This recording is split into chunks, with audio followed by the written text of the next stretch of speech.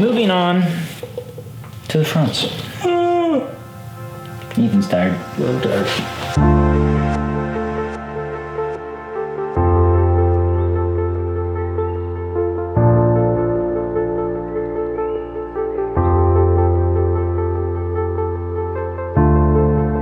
This big old bottom nut down there is gonna be a 19 millimeter. And I think it's a 21 on the other side, but I don't have a wrench that big.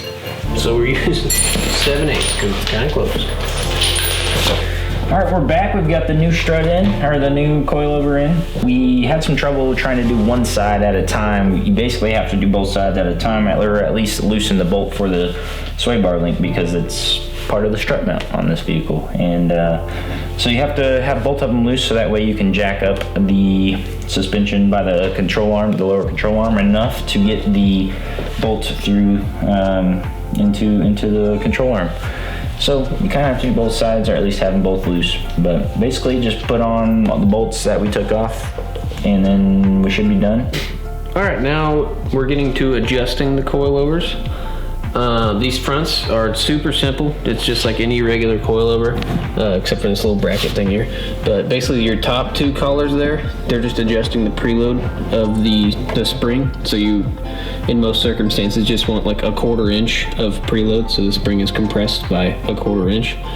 And then you just set those and never touch them again. On this, the brake line and the ABS wire, they're on this bracket, so there's a couple of Allen bolts back here that you just have to loosen so that the actual threads here can spin, if you can see that. And then you're just threading this whole coilover into this bottom red part of the body, and that's what this bottom lock collar is you lock it after you're done screwing that in. So you screw it in to lower it, so making the spring shorter, or screw it out to raise it, making the spring and strut assembly longer. We're gonna raise it a lot because it was way too low. But now we'll move on to the back because it's a whole lot more complicated, and I think I know how it works, but I'm not super sure, so we'll go see. All right, on the back, it's a little more complicated because obviously the spring is separate from the shock in the back.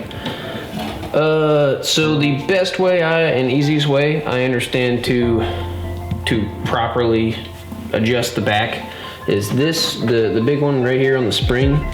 That is your main height, and then you just adjust the shock to preload this and also to, I don't know, just kind of suck up the spring and make it to where the shock still has full length of travel. So what I'm gonna do in the back is, I don't think we have these tight yet because we had to adjust it.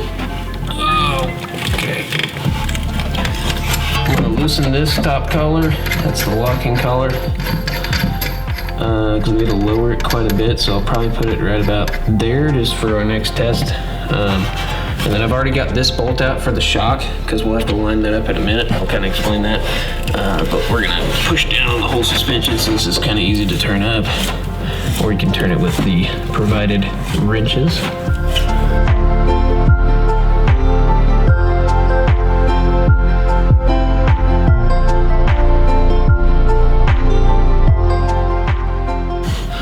So from here you can see that everything in here is loose, right? So this is where it comes in to use this to pull it up because you want a 1/4 inch of preload on the spring still. So what I'm gonna do is I'm going to kind of screw this up until this bolt is gonna line up. Because screwing this in is lowering it, kind of similar to the front. Loosen this up so it's actually easy to do.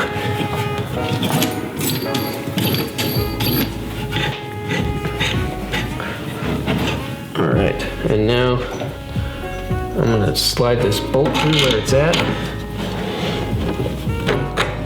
And I'm basically going to tighten the threads down into the body until this has about a 1/4 inch of preload.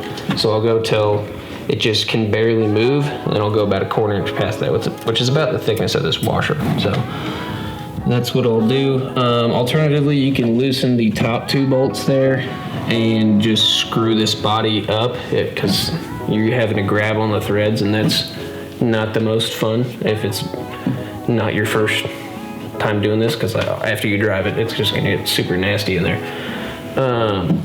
So you can, alternatively, you can take this body part off and just screw it up until the bolt's gonna line up, and like use a jack under here to get it at a 1/4 inch and set it that way.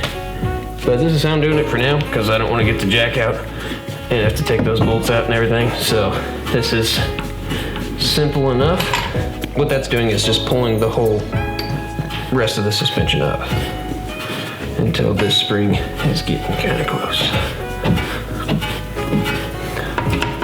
And a little bit more, and then we'll be at like 0 preload. So that's about 0 preload, so I'm gonna go about a 1/4 inch from there, which is about the thickness of this. So we're just gonna try to spin the threads in that color at the same time and get it kind of close. Because we're probably gonna have to redo this again, because it's not gonna be perfect. So that, and then we'll lock this down, and lock down the whole front, and then you're good to go. But we're gonna leave it all loose for now, because we're gonna have to adjust it probably a few more times.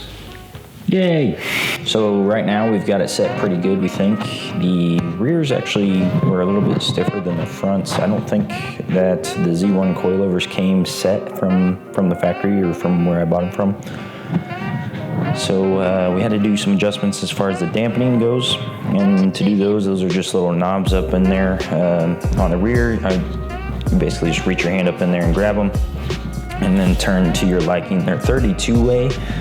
So there's 32 forms of adjustment, and then on the fronts they're just right underneath of there. So you just right underneath the little strut brace that goes across the engine there. So on either side, of course.